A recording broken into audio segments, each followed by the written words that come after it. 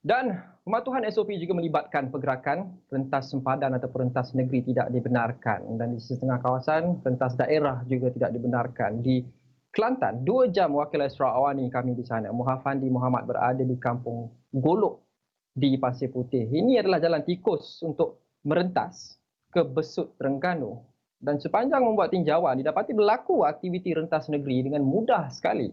Walaupun ketika PKP 2.0 baru saja dilaksanakan di Kelantan.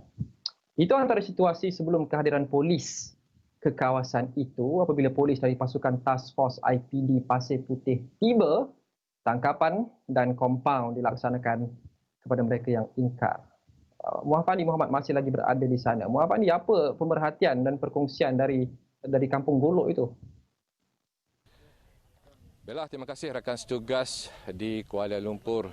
Kita saksikan sebentar tadi, sepanjang hampir 2 jam saya berada di Kampung Golok di Pasir Putih ini, kita dapat menyaksikan berlakunya aktiviti rentas negeri dalam tempoh Perintah Kawalan Pergerakan 2.0 yang dilaksanakan di negeri Kelantan ini.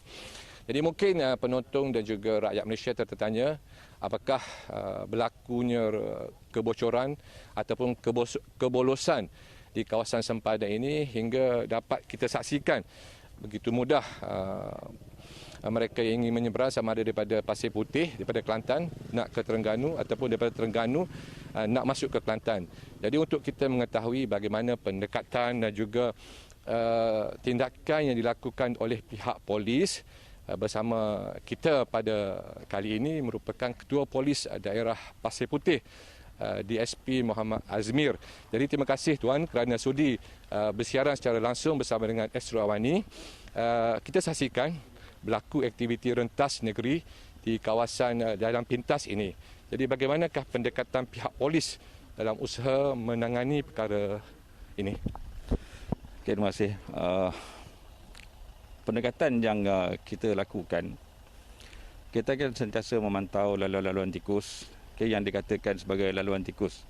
Actually, jalan di sini ni menghubungkan antara Semerak dan juga Kampung Lampu di sebelah Kuala Besut. And then laluan ni memang nak dikatakan sebagai laluan bebas untuk mereka bergerak, memang tidak berlakulah sebenarnya. Okey, yang mana laluan ni memang kita sentiasa pantau. Contohnya macam hari ini pun kita buat cut off di sini, buat snap check. Dan sebagaimana yang kita lihat tadi, ada hasil dia.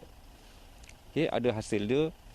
Sebabnya sebagaimana yang kita sedia maklum, dalam tempoh PKP, rakyat negara perlu patuh dan setiap pergerakan perlu mendapatkan kebenaran daripada pihak berkuasa, melainkan bagi pergerakan-pergerakan yang tersenarai sebagai perkhidmatan perlu ataupun perkhidmatan yang melibatkan sektor perekonomian. So, dalam menguatkuasakan perkara ini, kami terpaksa untuk mengatur gerak anggota bagi memastikan rakyat, terutamanya penduduk yang bersempadan ni, patuh pada undang-undang yang sedia ada yang sedang berkuat kuasa. Okay, tujuan dia untuk kita sama-sama mengekang penularan wabak COVID daripada terus meningkat. Antara alasan-alasan yang biasa ataupun yang common dibagikan oleh masyarakat untuk orang kata nak menghalalkan pergerakan mereka ni, kebanyakannya adalah untuk membeli keperluan ataupun kata nak pergi ziarah orang tua.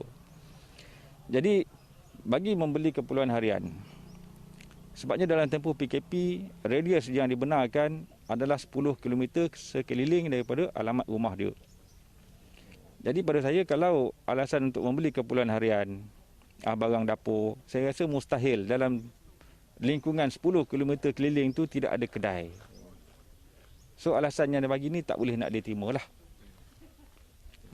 Baik, terima kasih Tuan Azmi kerana sudi berkongsi maklumat dan juga pendedahan bentuk tindakan yang bakal dan sedang dilakukan oleh pihak polis khususnya di IPD Pasir Putih ini dalam usaha mengekang pergerakan rentas negeri di sempadan antara Pasir Putih dan juga di Besut melibatkan negeri Terengganu dan juga Kelantan ini. Dan untuk mereka yang rasa ingin melanggar ataupun ingin merentas negeri, berwaspada kerana pasukan polis bukan sahaja beruniform, sebaliknya yang mereka yang berpakaian freeman akan terus mengawasi beberapa laluan tikus ataupun jalan pintas bagi mengekang aktiviti rentas negeri di sempadan Pasir Putih ini. Dan para perentas negeri ataupun orang ramai yang melanggar peraturan ataupun melanggar perintah kawalan pergerakan ini, mereka tidak boleh salahkan pihak berkuasa kerana amaran telah pun diberikan dan SOP juga telah ditetapkan supaya melarang aktiviti rentas negeri. Dan pihak polis pada kali ini tidak akan berkompromi dan akan terus mengeluarkan kompaun kerana usaha pihak polis dan juga kerajaan adalah untuk melandaikan penularan COVID di negeri Kelantan ini yang semalam menyaksikan angka melebihi 140 kes. Saya kira itu saya dapat kongsikan langsung dari kampung Golok ini di Pasir Putih. Kita kembali bersama dengan rakan setugas di Kuala Lumpur. Silakan. Baik, terima kasih Muhammad Fandi. Dilarang untuk merentas sempadan negeri ataupun daerah itu adalah salah satu perkara yang kita perlu biasakan diri.